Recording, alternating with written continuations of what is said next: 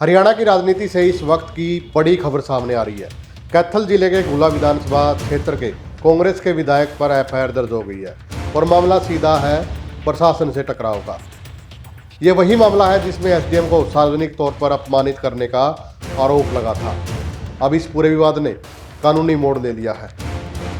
आरोप है कि इस दौरान विधायक ने गुला के एसडीएम को झुंझुना पकड़ाया था और कहा था, पकड़ो और इसे बजाते रहो अगर आप लोगों से कुछ नहीं होता।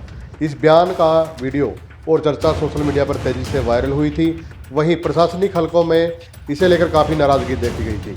ये झुंझुना पकड़ो और ये झुंझुना पकड़ो। इस पूरे घटनाक्रम को एक सरकारी अधिकारी का अपमान माना गया और यहीं से शुरू हुआ केस का असली सफर। इस मामले में एसडीएम साहब की ओर से एक कंप्लेंट दी गई थी। इसके बाद स्थानीय एसएचओ ने सीधे एफआईआर दर्ज नहीं की, बल्कि कानून के तहत कोर्ट से परमिशन ली। पुलिस ने पहले कोर्ट को पूरी रिपोर्ट दी और मामले की जांच की अनुमति मांगी गई। पुलिस सूत्रों के अनुसार कोर्ट की अनुमति मिलने के बाद पूरे मामले की गहराई से जांच की गई।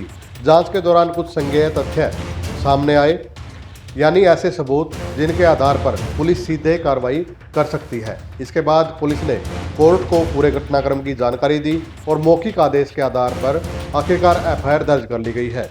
इस मामले में सिर्फ विधायक ही नहीं, बल्कि उनके साथ मौजूद कुछ अन्य लोगों पर भी कार्रवाई की जद में वो लोग आए हैं। जानकारी के मुताबिक कुल 5 लोगों को नामजद किया गया है, जिनमें विधायक के अलावा उनके 4 साथी भी शामिल हैं। यानी मामला व्यक्तिगत विवाद नहीं, बल्कि कानूनी केस बन चुका है। इस पूरे मामले में सबसे बड़ा नया मोड़ तब आया था जब ये जानकारी सामने आई कि एसडीएम साहब पहले भारतीय सेना में भी रह चुके हैं। जैसे ही ये बात सार्वजनिक हुई, एक्स आर्मी समुदाय में नाराजगी देखी गई और विरोध प्रदर्शन भी शुरू हो गया और विधायक से माफ़ी मांगने तक की बात आई थी, लेकिन विधायक ने माफ़ी नहीं मांगी। सबसे अहम हिस्से की कानूनी धाराओं की बात करते हैं। जो कानूनी धाराएँ विधायक पे और उनके साथियों पर लगी है, तो इनकी अगर हम बात कराएँ कि किस धारा के तहत ये मामले दर्ज हुए हैं। धारा 126/2, धारा 221, धारा 351/2, धारा 352। सरल भाषा में समझे तो इन धाराओं में शामिल सरकारी काम में बाधा, सरकारी कर्मचारी का अपमान, धमकी या डराने का प्रयास, शांति भंग करने जैसी स्थितियां। हालांकि अंतिम धाराओं की गंभीरता कोर्ट में सुनवाई के दौरान और स्पष्ट होगी। जैसे पता है, जब ये घटना हुई थी तो एसडीएम साहब की दरखास्त दी थी। एसडीएम साहब ने विधायक के और अन्य व्यक्तियों के खिलाफ जिस संबंध में असंज्ञेय अपराध था उस नाम से एंट्री की गई थी और एसओ द्वारा कोर्ट से परमिशन लेके जांच की जा रही थी। जांच के दौरान कुछ ऐसे तथ्य आए थे भी ये संज्ञेय अपराध है, जिस संबंध में कोर्ट को इंटीमेशन देके और मौखिक परमिशन पर एफआईआर दर्ज की गई है।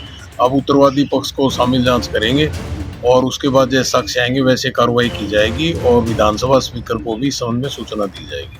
कितने लोगों के खिलाफ मामला दर्ज हुआ है? ये 4-5 बाई नेम है और अन्य व्यक्ति हैं। अभी उनकी क्या भूमिका है, किसका क्या रोल है, उनको पक्ष का भी सुनी जाएगी। जैसे साक्ष्य आएंगे वैसी कार्रवाई की जाएगी। किन किन धाराओं के तहत मामला दर्ज किया गया? इसमें धाराएं 126(2) है, 221 है, 351(2) है, 352 है। इस केस की सबसे बड़ी बात यह है कि मामला अब सिर्फ पुलिस तक सीमित नहीं रहेगा।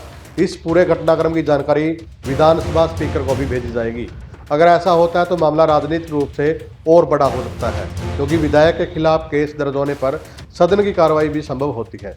जैसे ही एफआईआर की खबर सामने आई, हरियाणा की राजनीति में भी हलचल तेज हो गई है। विपक्ष इस मुद्दे को अहंकार बनाम प्रशासन बताकर घेर सकता है। वही अगर समर्थकों की बात करें तो इसे राजनीतिक साजिश बता सकता है।